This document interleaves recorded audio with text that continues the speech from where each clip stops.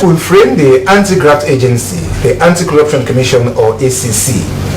For the past weeks, the Commission has intensified mandatory need for public officers to declare their assets, citing punitive measures for any failure. The Commission recently had its act reviewed, bringing a few changes to the nature of assets declaration. Well, the head of the ACC, Kaifala, is here with me to tell us more. Welcome, Commissioner, to Bottom Line. Yes, Mr. Kapua, it's always a pleasure to be here. You too can have your say on our Facebook page at SLBC TV channel 31 or by SMS to 030-022-639 030-022-639. My name is Joseph Egbenda Kapua.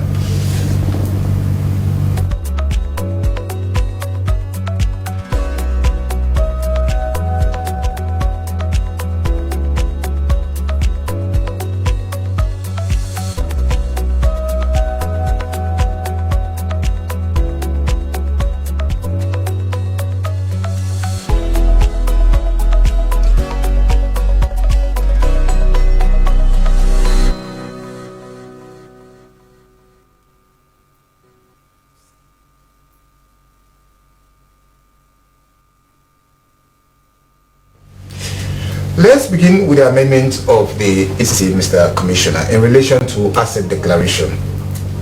What are they, those amendments to your act? Well, I think for the listeners or viewers to understand, we have to start first with what was and what needed to be amended.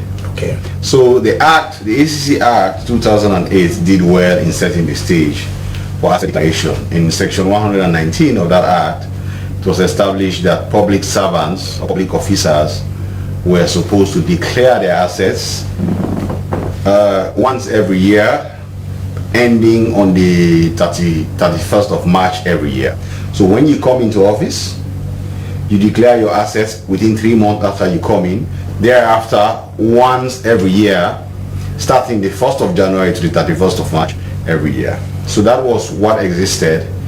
The difficulty with that is the compliance rate had been very low over the years, usually below 50%, sometimes even below 30% of compliance. That means for all the core of public officers in the country, we used to have, let's say we give out 45,000 forms, we will get back probably 11,000. So firstly, it was a waste of resources because printing all those forms and the compliance rate was low. Secondly, the asset declaration regime was not reaching its desired purpose because you need to have minimum you used to have about 60-70% public officers complying with with their asset declaration regime.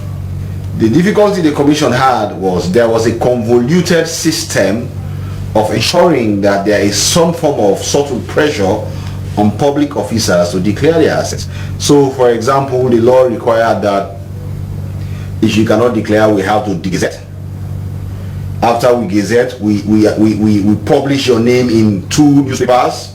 After that, we file papers in court against you personally. So if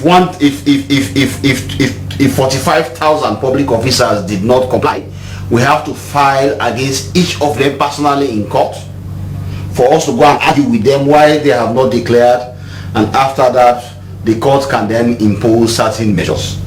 And it is only after that the criminal punitive measures itself would have come into place.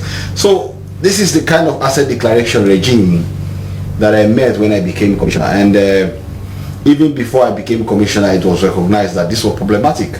This was not really good. The asset declaration regime was not realizing its purpose.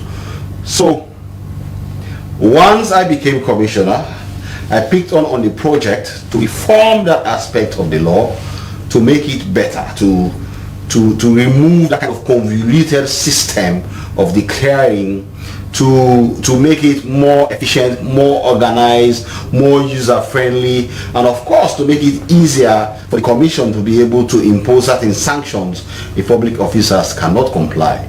That's why we then put in our 2019 amendment, which was passed in Parliament in December 2019 and signed by the President. In that amendment, which we revolutionized almost entirely the asset declaration system, whereby firstly, when you become a public officer, you have to declare your assets. But once you declare your assets, you only declare after 2 years. So instead of doing it every year, you now declare every 2 years, because if we do it yearly, sometimes by the time we collect the assets, by the time we get the system in place, a new year has started for asset declaration. So we're not able to do asset analysis, we are not able to probe public officers, we are not able to pick up issues that were with the asset declarations. Basically, there was no asset declaration analysis being done. Can we also add, and I know you'll continue this, but can we also add that what informed that amendment could also be attributed to the capacity of staff at the ACC to handle this? Oh yes, again, I agree with you, and that, thank you for pointing that out. Also, the capacity at the ACC, the entire asset declaration department, or the unit that has to deal with asset declaration, there are only 4 staff there. The entire ACC staff strength is about 200 countrywide. Wow. So you can imagine having to every year have to do asset declaration, have to process them and all these things. So that's why one of the amendments that was done was really to try to organize this better, for it to be biannually instead of annually. And also there are other amendments in terms of, for example, if you fail to comply, the notice system was changed a little bit to make it more robust and strengthen it. But most importantly, we brought in an innovation that is found nowhere in Africa. We brought in a system whereby if public officers do not comply with the asset declaration regime, the institution can take steps to force them to comply. And therefore, we brought in a punitive system whereby the salary of the public officer could be withheld. So the asset declaration process starts from the 1st of January to the 31st of March, or when you come into office 3 months after. After that, you are in default. Okay. But the commission can extend the time. All right, we'll come to that bit, Commissioner. But then, you are talking about what informed the amendment. I mean, based on what you met, yes, and probably what you intend doing and how it's all been faring on. Yeah. But then you mentioned one key aspect of the people of Sierra Leone, public officers or public officials, what to make. Who are these? Who is a public official? Well, a public official really is somebody who is paid from the consolidated revenue fund.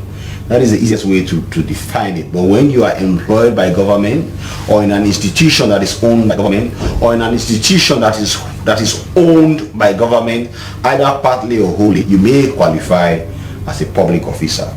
So everybody who works for government is a public officer. However, for the purposes of asset declaration regime, that is one change we have also brought.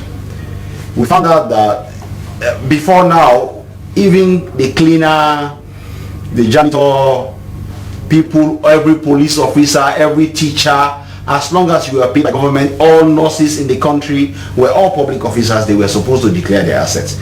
So we realized that this was not a good way to run an asset declaration system. So we have now reduced that pool by setting a new parameter to say, amongst public officers, the ones who have to mandatorily declare their assets are as follows.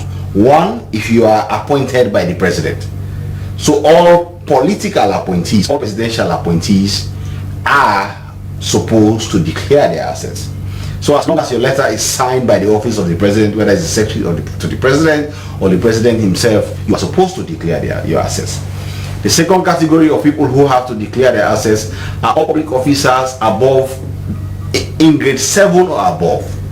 So if you are in grade 7 and above, you are supposed to declare your assets as a matter of mandate. Who are those qualified for that category, that grade 7? Grade 7, when you are employed, you are in a grade. In every institution, I'm sure you have a grade system here. So it's usually people who are more closer to senior management level. It leaves out the auxiliary staff, it leaves out other people who do not have much senior roles to play in public institutions. And the idea behind this is they really do not pose that much risk to corruption, to being corrupt. as those who are grade 7 and above. And grade 7 and above is not very high. Grade 7 is an intermediate grade. But however, even if you are below grade 7, if you are in a position wherein you are a fiduciary in your institution, or you deal with money, or you take decision making, like you are in charge of giving licenses, you take part in the process of giving licenses, that is a serious corruption risk. Those people below grade 7 are also covered in this asset declaration regime. They are supposed to declare their assets, because some of those people can be even more corrupt than ministers and people who are above. And you made a point, Commissioner, but research also suggests that some public officers, do not have graded staff, and the latter are not made aware. A good number of them are not made aware. I mean, you suppose probably that all institutions are graded, but that is not the case, especially for some MDAs. If they are not graded, they are supposed to look at their position based on, if it was an MDA that is graded, what positions will occupy grade 7 and above. How do you come in as a commission in that instance? Well, actually we come in, if you have such a situation, it's for you to bring it to our attention, then we can send you a criteria of those you are supposed to consider for consideration. So that is really it. We have not had that report yet about people not understanding whether they have to declare. But if we have a particular institution that is not graded, I thought that every public institution was supposed to have been under a system of grading where you can identify those who are below supervisory level, those who are managerial level, those who are above, and those kinds of things. But if any institution does not have this kind of understanding, then they are supposed to be. And we also have a difficulty whereby I have heard that members of boards are saying that they are not supposed to declare their assets. That is a mistake. They are supposed to declare their assets. On the basis that they are appointed by the president? They are appointed by the president as one, and also they are fiduciaries. They take part in decision making that directly affects what happens with other people's interacting with them in public office. For example, you cannot be the member of a board of directors of SALCAP, NATCOM, and these other places, and you say you cannot declare your assets. You are supposed to declare your assets because you are a serious corruption risk compared to every other person. If you are a member of a particular board, let's say SALCAP you just mentioned, and at the same time probably a lecturer of a university, do you declare your assets twice? No, you don't declare your asset twice. You declare your assets once, but you disclose where it says employment, you disclose where you are employed, so it is clear that you are declaring in respect of those two declarations. You don't have to declare twice. And in the same form, you will need to explain, to disclose, or to fill the forms where necessary or where required to fill in so far as assets, liabilities, and other areas are concerned. For both. Actually, the form is such a way that you only be asked, for example, I am commissioner of ACC. Okay, I also lecture at the university. I can put that I am commissioner of ACC and lecturer at the university. Okay. But my assets are my assets. It does not. I do not own a particular asset for the college where I lecture, or a particular asset for ACC where I work. I will have to list all my assets, properties, bank account statements, debts, liabilities, everything that I have, equities that I have in companies. Now, those I have to list. Commissioner, are those who did not declare their assets before the amendment affected in any way, or they can survive under the second call if they do so before the 31st of? Yes, we have put it in such a way that if you have never declared your assets, you declare your assets now and you make it comprehensive. There are many people who have not declared their assets. Even in the current government, there are many people, some very highly placed, who have not declared their assets at all. They can now declare their assets and make it comprehensive so that it covers everything coming up to now. However, if they fail to declare their assets against this extension, which expires at the end of this month, then of course there are going to be consequences, and those consequences have been graded. After your default, right now they are in default. They were supposed to have their salaries were supposed to have been suspended, but that has been extended to the end of this month. After that, we are going to write to the Accountant General. I've already spoken to the Accountant General. I've spoken to HRMO. I've spoken to the head of Cabinet Secretariat. I've spoken to people who are in the position. We'll also contact those who are human resource officers in MDAs, for example, like XLBC, to make sure that anybody who is responsible to pay salaries of those people, we have to withhold them until they comply. Once they comply, they can access their salary. On what compulsion must they withhold salaries? They are supposed to withhold their salary by directive coming from the commission. And if that directive comes from the commission and you go against it, you will be taken to confer an advantage on somebody who was not entitled to it. So for example, if the commission writes to SLBC Director General to say, Mr. XYZ has not declared their assets, do not proceed to pay them, and you proceed to pay them after receiving that directive, you can be arrested and prosecuted for conferring advantage on that staff and preventing the application of law on that staff. At the end of the day, that is not really what we want. It is not the punitive aspect of this law that is important to us. It's just that sort of pressure that we can put for people to know that asset declaration is a national mandate. You have to declare so that the public can be able to track what you have, so that even for yourself tomorrow, for example, when the state chief of protocol had that issue about when she went to the church, to TB Joshua, and all those issues came, what saved her principally in the investigation that we conducted was the fact that that very building, she had started declaring it from 2013-2014 coming onwards. So it was difficult to say that she built the house when she became state chief of protocol in 2018. So you see the kind of advantage that such a thing has for a public officer. It is good for you, it is also good for the state. You are supposed to do it. So those punitive measures we have put, like to withhold your salary, and it does not end up withholding your salary. If after 3 months your salary is withheld and you do not declare your assets, another notification will come to the institution or those responsible to pay your salaries for you to be removed from office. So that now comes from somebody who has power to remove you from office. So for example, if you are a minister, the notification will go to the president. If you work in an institution like the SLBC, the notification will come with the head of SLBC. If the president refuses or neglects to remove that person, no, I don't believe the president will that's a belief. Assuming without considering that happens, will that instance of conferring advantage, that you just explained, be applicable? It will be applicable, yes. All right. It means the person who is responsible, it does not have to be the president, it can be anybody. It could be for parliament, it could be the speaker of parliament, for ACC, it could be the commissioner of ACC, for SLBC, it could be the director general, it could be anybody in the ministry, it could be the minister that will address the letter to that your staff have not paid and therefore they should be dismissed. They should be suspended, not dismissed. They should be suspended. Now, if they do not do that, or if that notification comes to you and you refuse or fail to suspend that person, of course, it can be escalated to some other things. But there is also a last one. After 6 months of you not declaring your assets, that is where it becomes tricky, because after 6 months, the third notification will come for you to be dismissed from your position. And that notification again goes to the head of the institution or anybody who has sufficient power to remove you from office. And then, of course, but imagine, if after 3 months you do not declare assets, it has been extended for 2 months, you still do not declare. After that 2 months, they seize your salary, you still do not declare. After another 3 months, they suspend you from office, you still do not declare. Then after 6 months, it means you've basically just dismissed yourself from public service. It means you do not really want to be there anymore. So those things are there. It's a new law.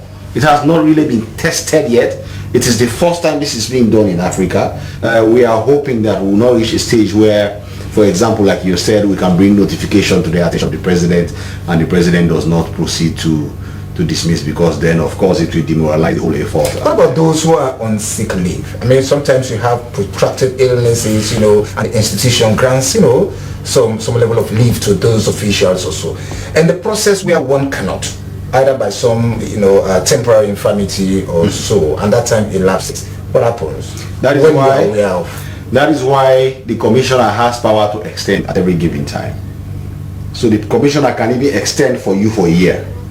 If you know that you are in such a circumstance, you bring it to the attention of the commission. Okay. You have somebody bring it to the attention of the commission that you are seeking medical treatment in England. So the law, like I always say, the law is made for human beings and they are implemented by human beings. And can that form be failed or signed on my behalf an instruction? No, it cannot be signed on your behalf. What about on my It's instruction? a declaration. No, you have to declare your assets. So you cannot instruct somebody to do it for you. You have to declare yourself and sign. That is why at the end of the day you affirm that what you put there is true to the best of your. An asset declaration is personal, so it cannot be delegated. You can make somebody to fill it, that's fine. You can make somebody else to do everything about it, that's fine. But when it comes to the final signature, it has to be your signature, and the submission has to be a submission. Is thumbprint signature allowed? Thumbprint signature is allowed, yes.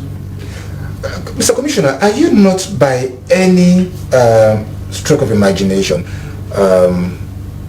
condoning corruption by this extension, general extension of May 31st, when people are aware? I mean, this thing has taken so long.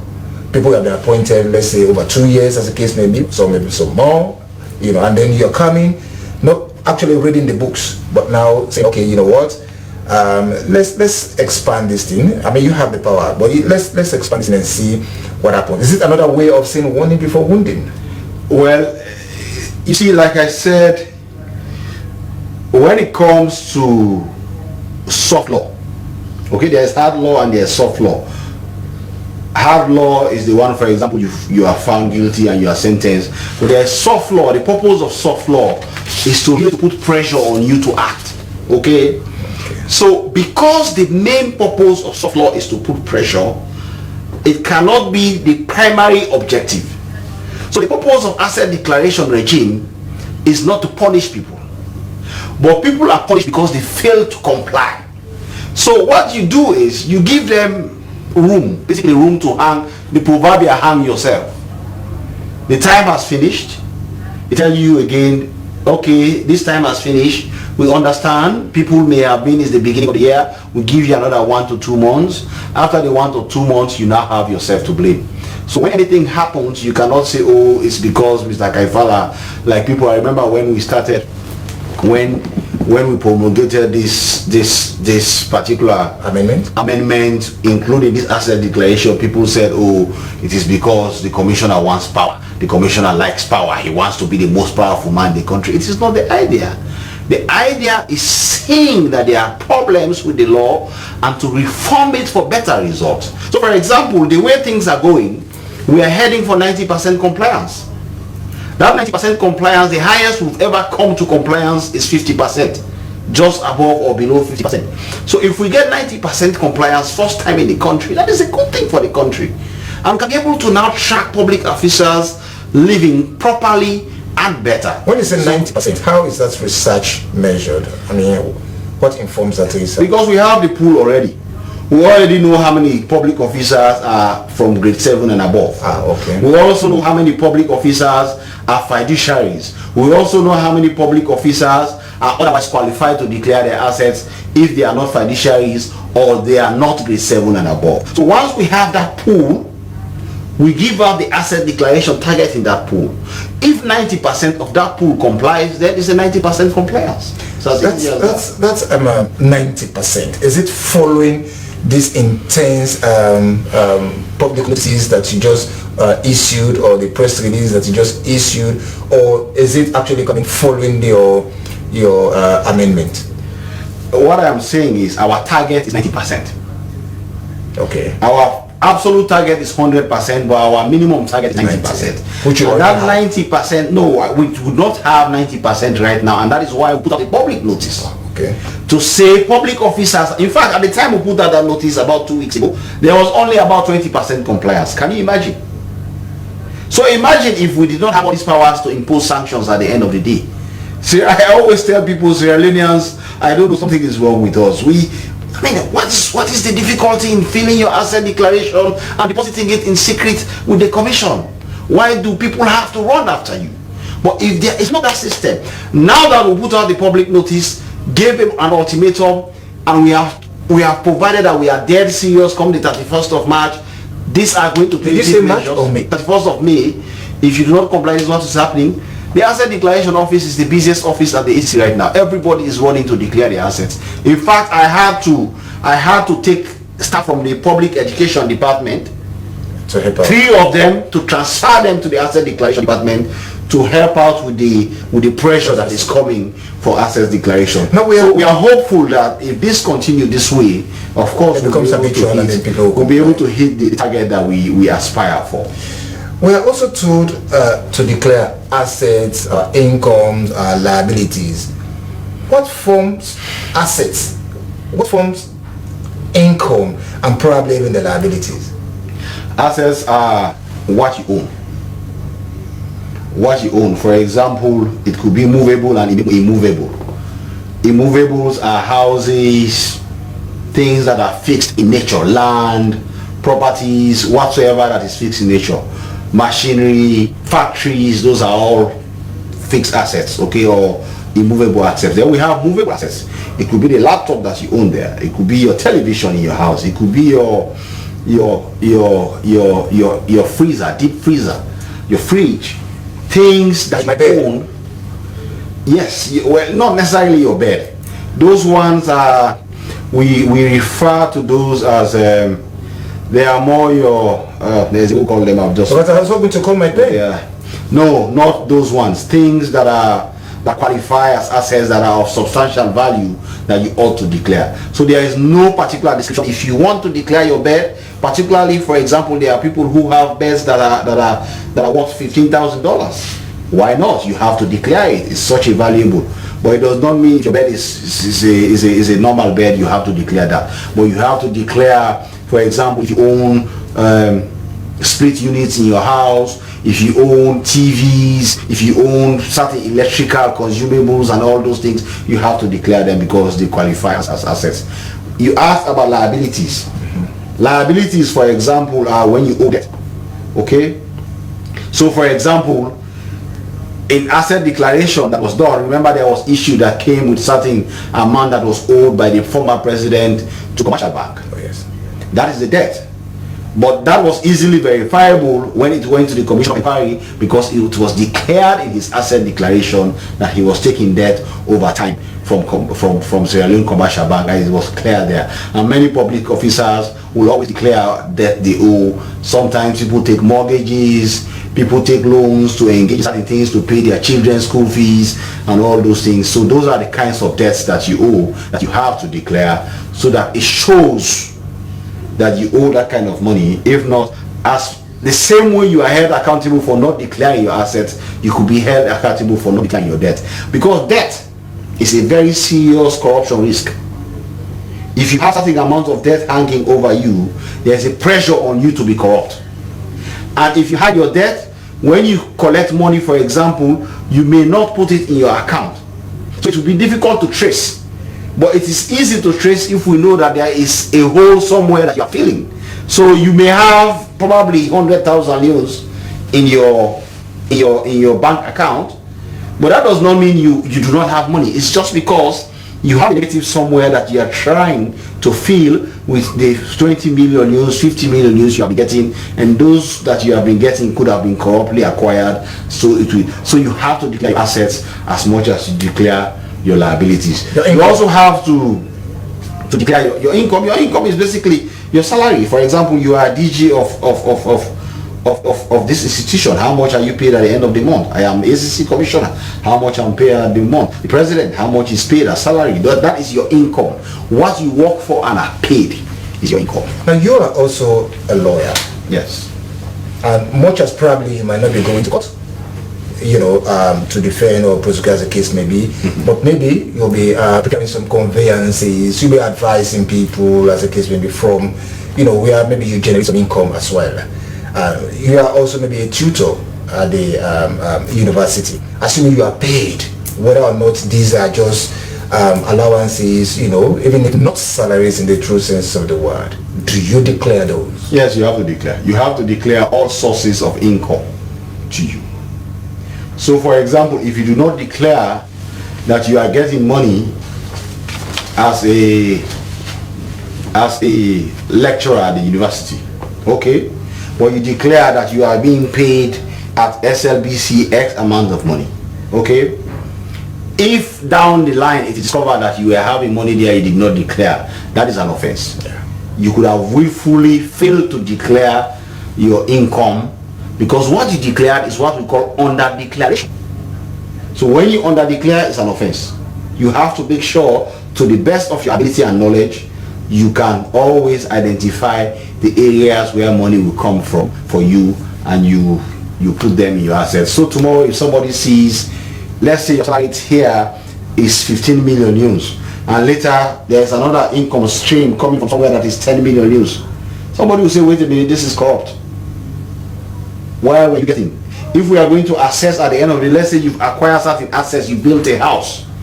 If we base an assessment of your income stream to only what you are getting at SLBC, it's just for us to multiply the 15 million euros by the number of years you are here, to be able to reach a rule of thumb conclusion as to what would have been your reasonable income, and to see. But if also you can say, wait a minute, I was also getting from this, my guy, I already put it there. So we have to put that 10 million euros that were coming in every year to the 15 million euros. That is now 25 million euros. You can see how that could make a difference in determining whether the lifestyle that you live is commensurate to what you own. And that includes subtracting what you've been paying your children's school fees, what you have been using to travel overseas and come back, what you have been doing to have a life, buy vehicles, buy fuel for your vehicle, and those things. So it's always better for you to identify every income stream that you have to be able to properly declare your assets. Is there room for rectification? Because I know by this program a lot of people are learning some stuff. Some learning is taking place in a way. Some people may have deposited their asset forms with the ACC and all of this, but maybe have realized that they needed to do XYZ. Can that be retrieved, or is there room to re-submit? This is an opportunity for every public officer to do a once in a lifetime for another 2 years declaration. So whether you have declared before, go to the ACC, go to Lotto building where the office that is in charge of asset declaration is, get your asset declaration form, now declare once and for all. And I have to also clarify that when you are declaring, there are certain assets that are owned by your spouse and other dependents which you also have to declare. So if your house, you own a house with your wife jointly, or whosoever it is, it may be your ex-wife, it may be your children, you have to declare it. So these are all things you have to keep an eye for when you are declaring your assets, because failure to do so could be an under declaration, or it could be a false declaration. For assets, my attention is also drawn to even farms. A farm, if I own a farm. If you own a farm, usually if you are a partner in the farm, it means you have a percentage interest in the farm. You are supposed to declare that income. Farm as in FARM. Oh, I thought it's FIRM. No. Yes, both. FARM is an asset. FIRM is also an asset. So you have to make sure that if you are in that circumstance, you declare both. All right. The program is Bottom Line. It's coming to you from our area, SLBC Broadcasting House here in Freetown. My guest tonight is the Commissioner of the Anti-Corruption Commission, ACC, and we'll be discussing the much talked about asset declaration for the past weeks, for the past fortnight, if you like. And let's see what some of our viewers have been saying. Please, Commissioner, are teachers within grade 7 to declare assets, or there are specifications for school teachers? School teachers, grade 7 and maybe you want to note some of these messages if you can. We can go quickly. Okay. These are questions I can go quickly as you're going. Grade 7 and above are supposed to declare their assets. It does not matter whether you're a teacher or you work in an office. Whatever your position is, as long as you are now in the category of grade 7 and above, you're supposed to declare your assets. Mr. Commissioner, I've been trying to complete my assets declaration form online, but to no avail. I filled the form on the website. They are supposed to send a link to my email, which I am yet to receive since last week. Please advise.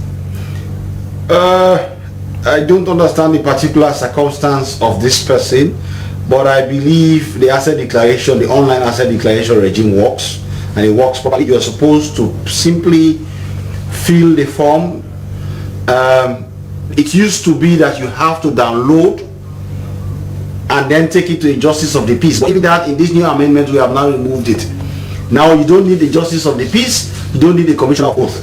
You only have to affirm, and that affirmation is sufficient as if you've done so before a commission of oath or you've done it before a justice of the peace.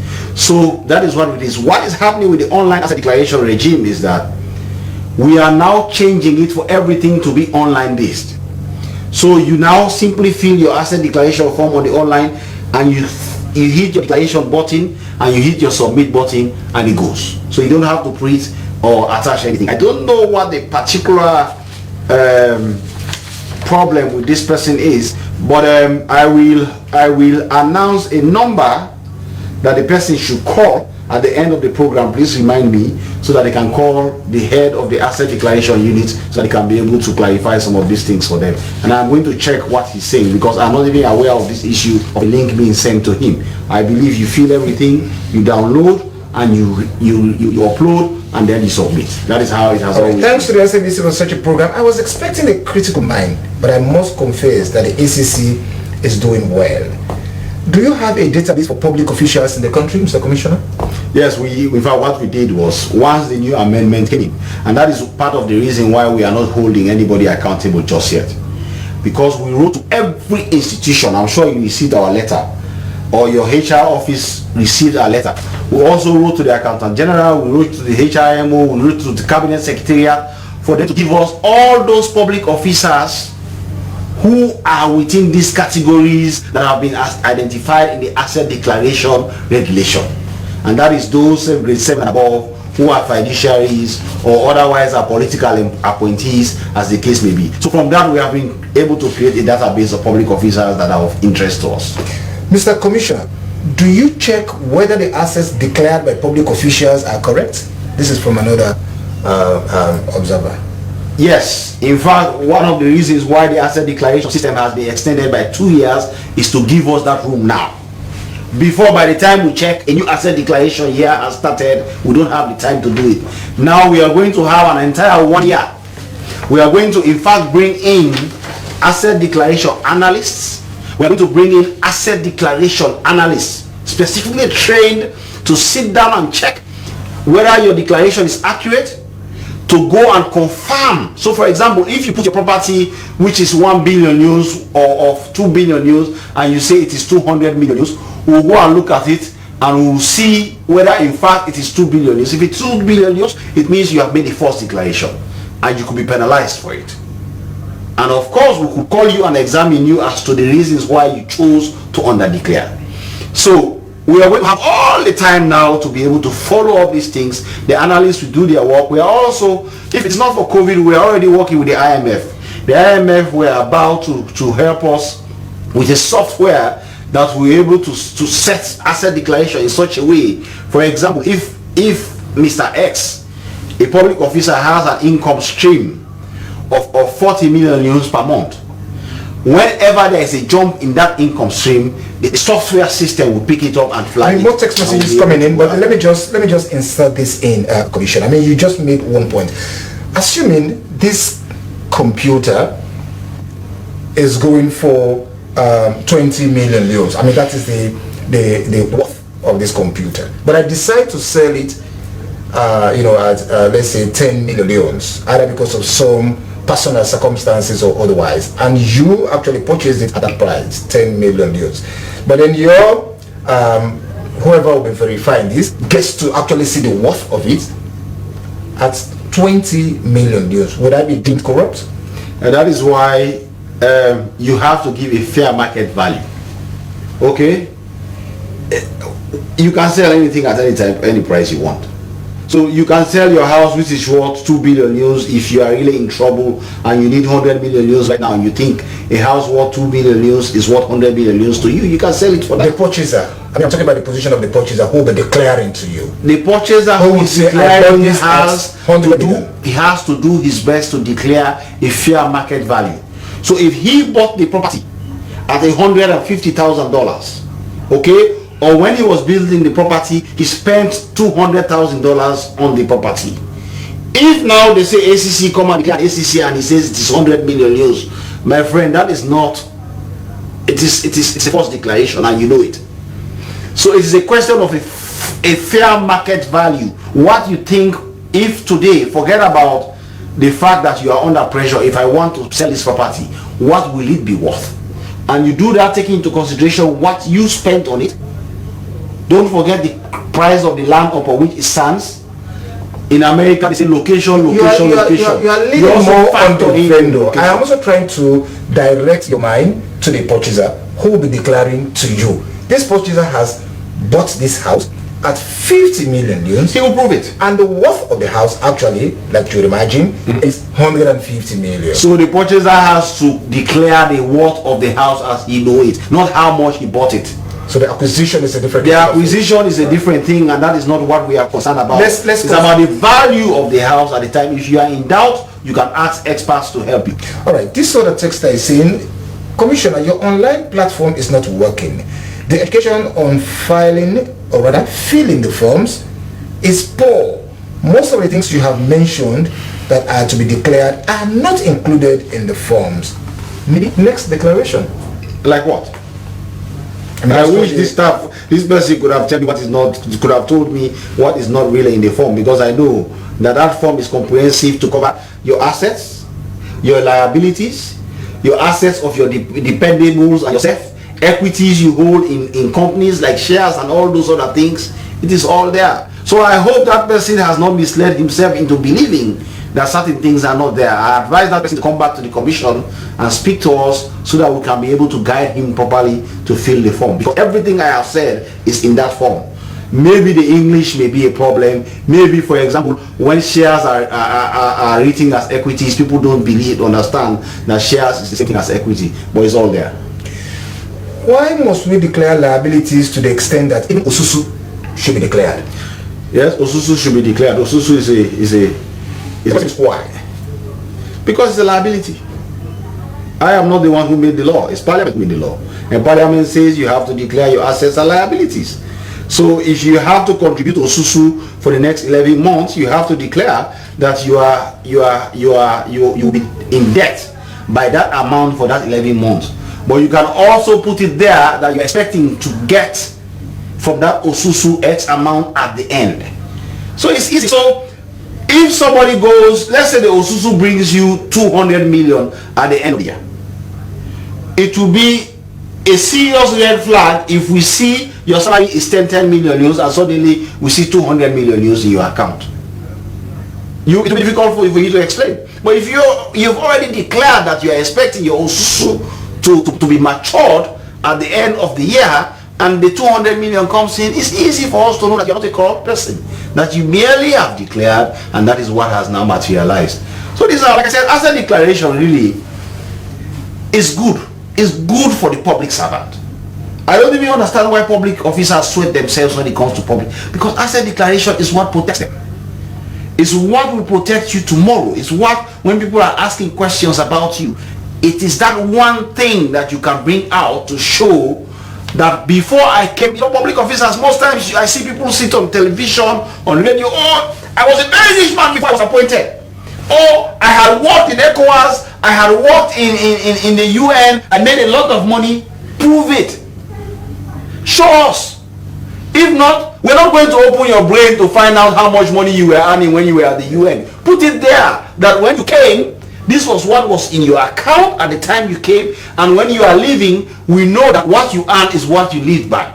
If not, if we come and meet $1 million in your account, I am sorry, it is not your UN money, it's stolen money. You don't want that kind of thing to hang over your head. Is that what you call unexplained wealth? That is what unexplained wealth is. When you suddenly have money that you cannot explain how you got it.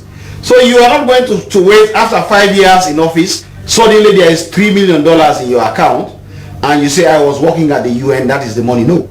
You declare it at the time you came in, so we know you had $3 million lying somewhere before you came. So when we meet $3 million in your account, we know that, oh yes, it is his UN money. You don't have to be boastful about it to us. You don't have to say that I was working and I was making money. Do you want to try me? Do you know how long I worked? That's how people ask. No, don't ask us. Declare it. Yes. Once you declare, it's easy for everybody to know when that time comes. It's even easy for you.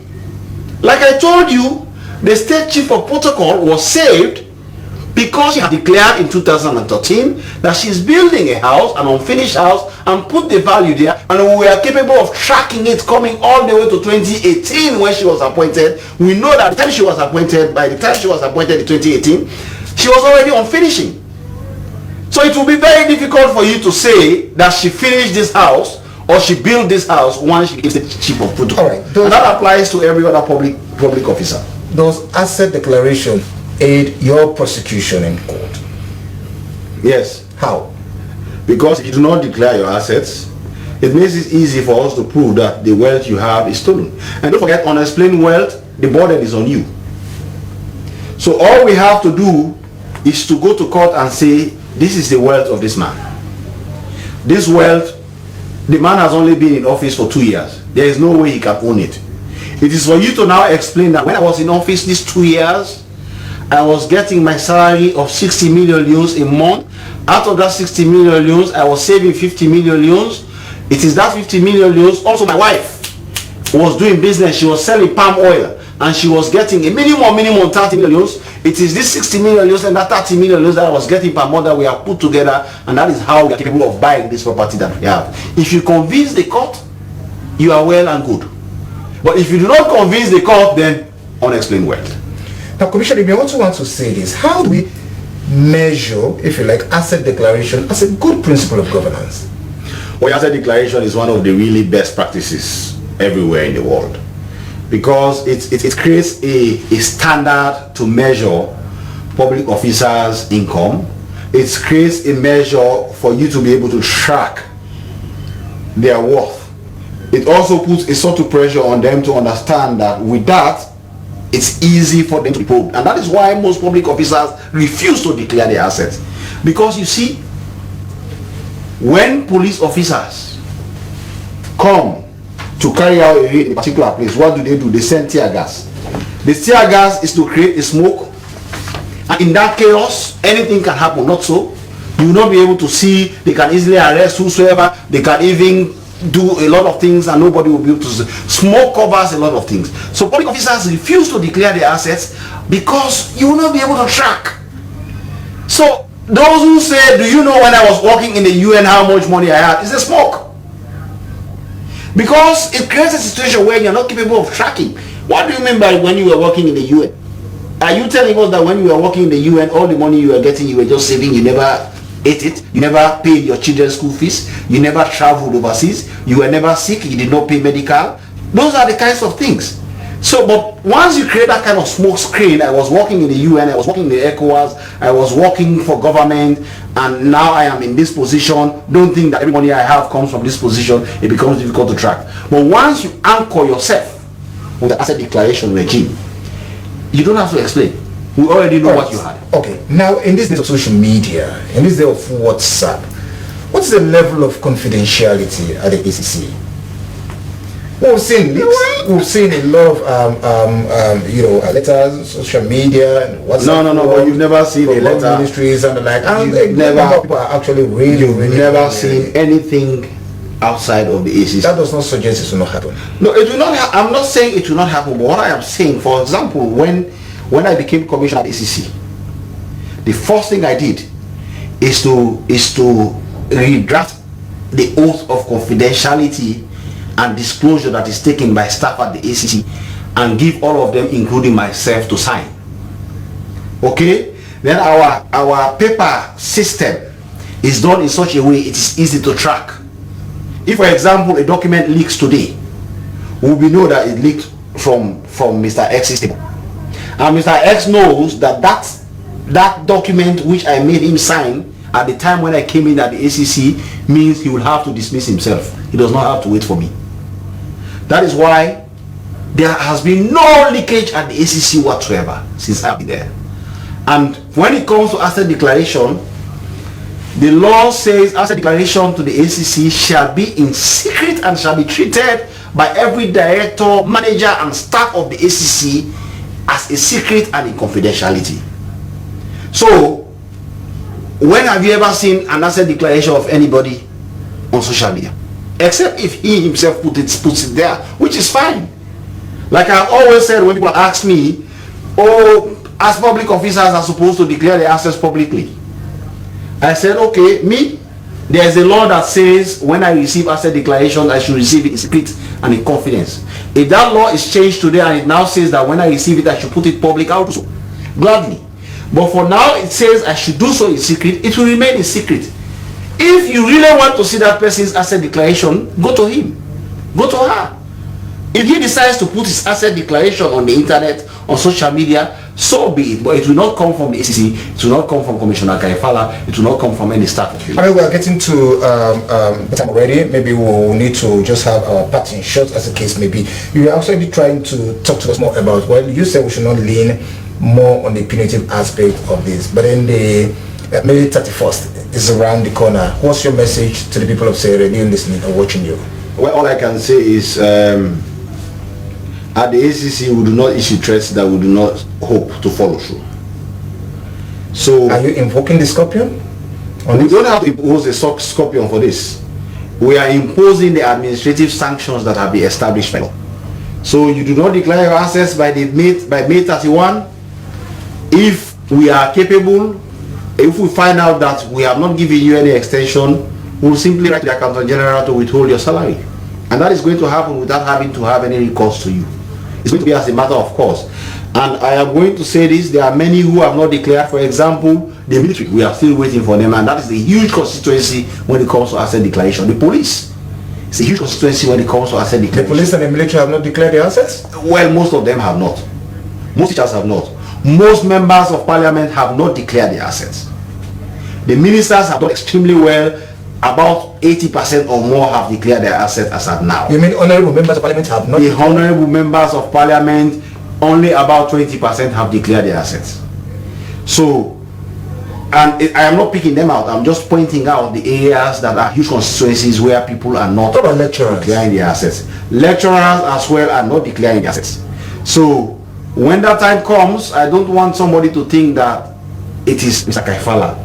You will have decided that you do not want your salary for the next month. And when that time comes, be not surprised when the Accountant General does not pay. And just before we go, I mean, you are to be reminded about a particular number to disclose to members of the public. Yes. So far as reaching out. Yes. Let me just take it out. And whilst you are going through that, I'm not sure we have time, but I was also going to inside this. Mr. Commissioner, you are doing a great job, but you need to focus your attention on the public sector, please. Probably civil service also. Where am I focusing my attention? Is the public sector focusing? No room for corruption in Sierra Leone anymore. How effective is the assessment of the asset declaration? This is also we are trying to make it very efficient and effective right now, and that is why we amended the law and it's coming. The number that you should call is 076 617 792. 076 617 792. This number will clarify to you what you are supposed to do, what you are not supposed to do. If you are having difficulties with the online platform, you call this number. She will be able to explain to you what to do, and sometimes they can assist. So the handler is she. What? The handler there is a she. Yes, the person is a she. All right. Let's end it. That's all we have time for in this edition of Bottom Line. That came to you from the Sierra Leone Broadcasting Corporation. The guest has been Commissioner of the Anti-Corruption Commission, the ACC, Mr.